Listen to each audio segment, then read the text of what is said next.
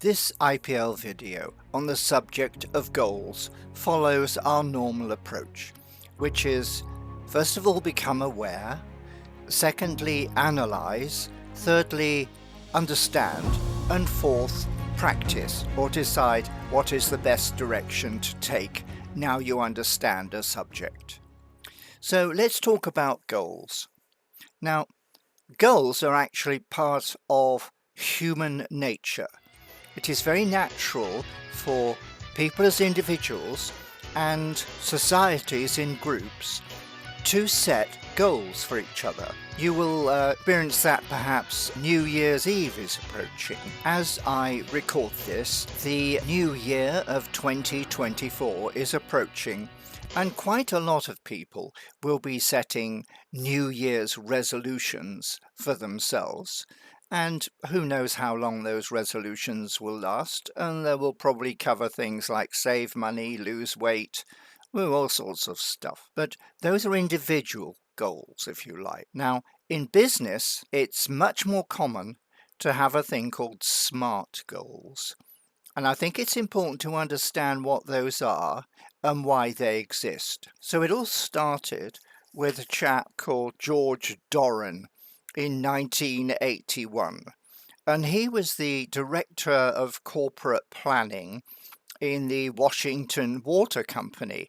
So it was his job to set a strategy and try and get everybody on the same page for running the water company a bit better. And what he was finding was there was huge misunderstanding about what they were all trying to achieve.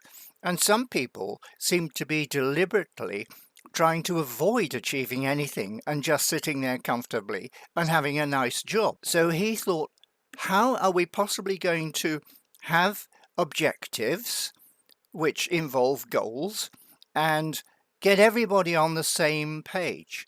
There should be a way to measure how good a goal is and how useful it is, and also to record progress and make sure people are all working together towards achieving those goals. So he wrote a business paper which he sent off to a magazine. Now, he was about 40 years old at the time, so he'd clearly risen up in the organization himself, and he understood the problems. And he came up with what's called an acronym, which is where you use the first letter of each word and spell out some word that is going to catch the eye and be interesting. And the acronym that he came up with was SMART goals, which stands for, well, you'll find out what that stands for when you Google it and so on. So it was all about measuring people's progress. If you think about the context of our society that we live in, there are people setting goals all around us and people watching goals and finding it entertaining, whether it's how many goals a team scores or the most dramatic end, the climate change and how many degrees the temperature of the planet rises by a specific time. And you could attempt to measure those as, are they smart? Are they specific, measurable, achievable, realistic, and timely? And pretty much 90% of the time, they're not. They're what's called wish lists or bucket lists or good intentions. In business, we tend to describe them as motherhood and apple pie. In beauty competitions, it's what do you want for the future? World peace. Now, you can hardly measure world peace, and that's especially difficult right now. So there's this chap, George Doran, and he comes up with this acronym of SMART goals, and he thinks that's going to help people. But the reality of human beings is they don't want that level of clarity. They've got comfortable jobs, most of them, and they duck and weave and try and avoid it. And especially in management. Managers, quite typically, spend 90% of their time talking about goals and objectives and 10% of their time avoiding being accountable for what goes wrong when a specific goal is achieved. So in the world of work, you can see SMART goals and people trying to apply them, but also the vigour and ingenuity that people pay to try to avoid being where the buck stops. Now, for individuals, it's an entirely different situation. Using SMART goals can be extremely helpful for you as you plan your career and your future. So what we did when I was coaching Corben back in 2018, I think it was help him to decide what he really wanted to do with his life and how he was going to measure himself, what kind of milestones he was going to use. And I thought to get us started, he would have some short-term milestones. So we drilled down and tried to teach him how to have a very specific mindset for creating a goal that would be useful to him in measuring his progress. And he would learn that soft skill of setting goals and then be able to reuse that skill time and time again, because life can be difficult as a young person. If you're at all ambitious, you will find there are roadblocks all over the place.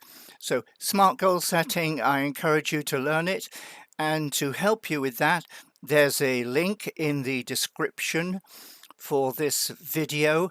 The link is to step 66 of the Soft Skills Excellence or Quest for Soft Skills series. If you're watching it on YouTube and you click on the more, it'll drop down to the description, and the description will give you a link to another YouTube video.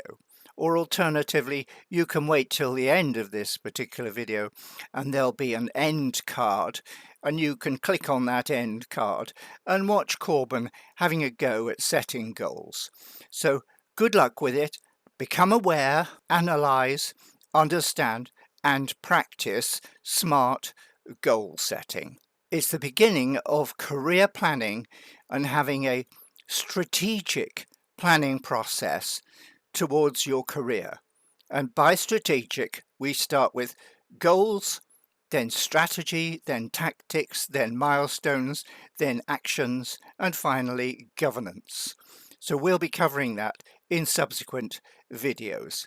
You may like to build or develop your skills using an exercise. So here's a suggestion: awareness of goals.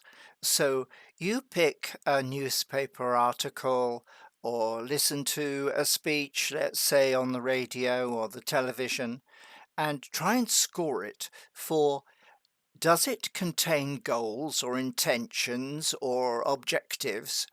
Is it clear?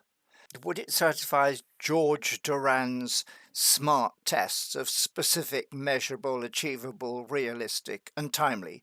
Or does it contain a lot of weasel words so that people can make claims and try and get you involved and encourage you to be part of their team or vote for them or whatever it is? And yet they're making sure that there is no genuine accountability at the end of it. And finally, think about your own goals that you've set for yourself, if you've set them yet. Are they SMART? Will they help you get clarity and achieve your goals? But most of all, don't feel guilty about any of it. Just enjoy doing it.